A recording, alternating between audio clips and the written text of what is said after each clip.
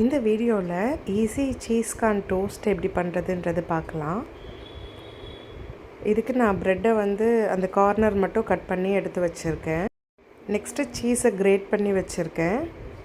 Corn boil பண்ணி வச்சது, corn cheese, அப்புறம் ஆரிகானோ, சில்லி ஃப்ளேக்ஸ், இது எல்லாத்தையுமே சால்ட், கொஞ்சம் பெப்பர், இது எல்லாத்தையும் போட்டு மிக்ஸ் பண்ணி எடுத்துக்கணும்.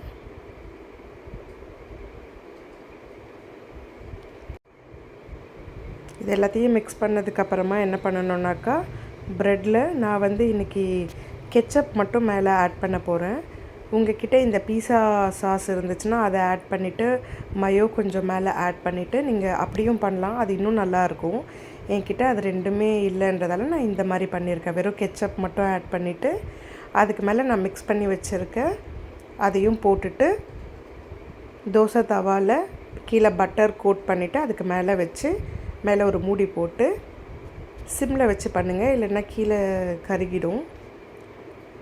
சிம்பிளான cheese corn toast ready. Thank you.